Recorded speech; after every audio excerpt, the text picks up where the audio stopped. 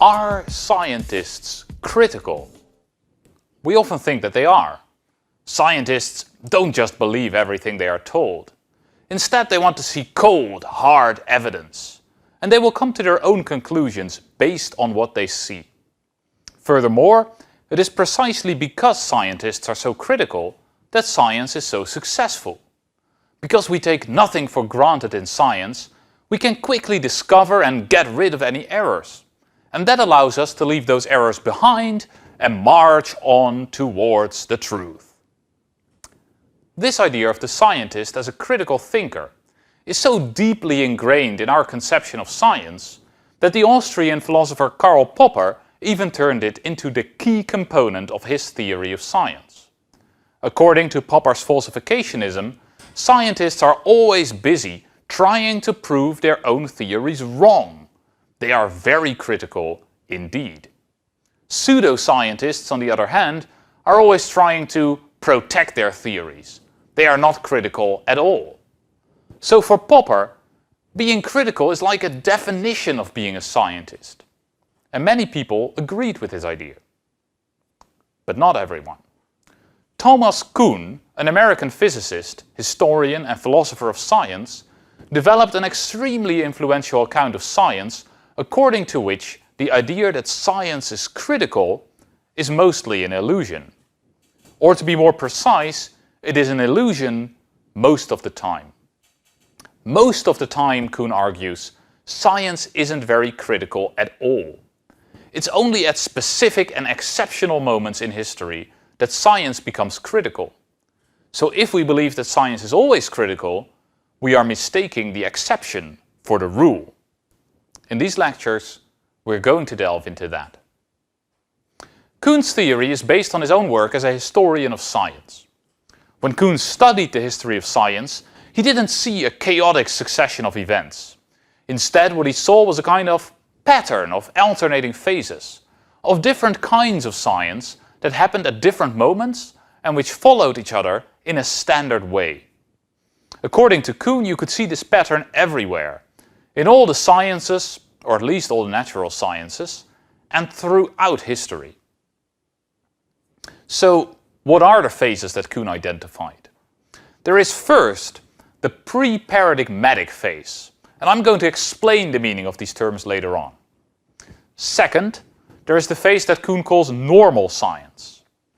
Third, there is the phase of crisis, and fourth, there is the phase of scientific revolution. Every science, Kuhn tells us, starts in a pre-paradigmatic phase. At some point it will move on to the phase of normal science. Once that has happened, that scientific discipline will never return to the first phase. So pre-paradigmatic science happens only once for any scientific discipline. The other three phases, however, will occur many times. From a phase of normal science, we can move to a phase of crisis. From a phase of crisis, we will return either to normal science or go on to a scientific revolution. And from the phase of scientific revolution, we will always go back to normal science. Normal science really is the usual state of things. It's the phase that we are in most of the time and that we always return to.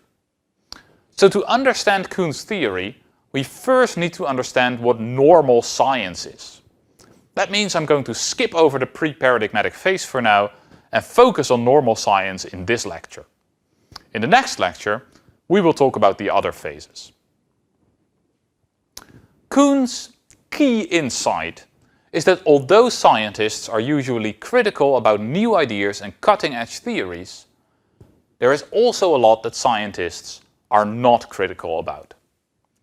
Every scientific discipline, Kuhn says, has a huge number of theories, ideas, concepts, methods, measuring instruments and so on that all the scientists in that field simply take for granted.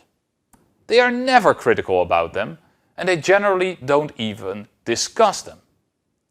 So to take an example from the natural sciences, biologists nowadays all take for granted the idea that our bodies consist of cells, that these cells contain DNA, and that this DNA contains the genetic information that determines, at least to a certain extent, what we look like and how we act.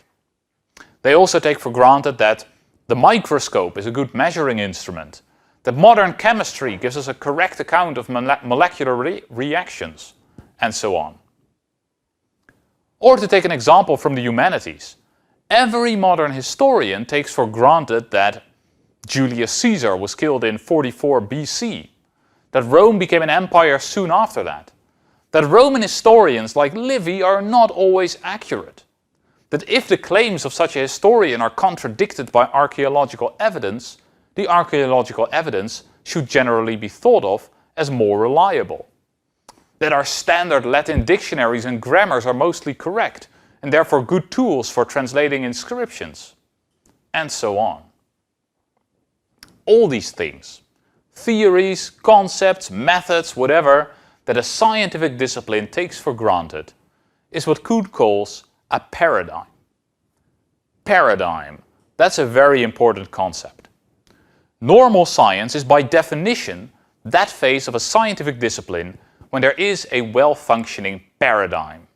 That is, a paradigm that the scientists in that discipline are confident about, as the historian will be confident about everything I have just been enumerating. Now, Kuhn goes on to make two important points about paradigms during normal science.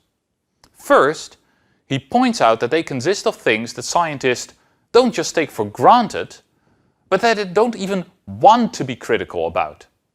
Scientists believe that it would just be a waste of time to be critical about the paradigm. Imagine the reaction of a historian if you told her that maybe Julius Caesar didn't really die in 44 BC, but that he survived the attempted assassination and then went on a long and secret journey to China. Or if you told her that maybe our Latin dictionaries are completely wrong and that every Roman text we have means something utterly different from what we think it means. She would not be very interested in pursuing those ideas.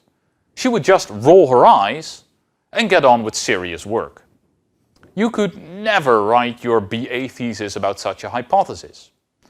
So we see that during a phase of normal science, people are not interested in being critical about the paradigm. Second, Kuhn points out that this is a good thing. It is only because we take so much for granted that we can get any detailed work done in science. If a historian couldn't trust the archaeologists and the dictionaries, and if she had to question all the basic facts of her discipline all the time, then she would never be able to make much progress. We can only answer detailed questions about history or about any other subject because we can take a large theoretical and methodological background for granted. It is only that because there is so much we don't have to think about that we can really focus our thoughts on the single question before us. So let us return to the question of whether scientists are critical. According to Kuhn, they're not all that critical, because they don't criticize their paradigm. There's a lot of stuff that scientists just take for granted. Just like there's a lot that you as students are simply taught as the facts and not supposed to be critical about. And Kuhn goes on to say that this is good, because if we were being critical all the time, we could never get any work done and there would be no scientific progress. But if that's true, why do we nevertheless believe that science is critical? According to Kuhn, that has to do with the other three phases of science, which we'll talk about in the next lecture.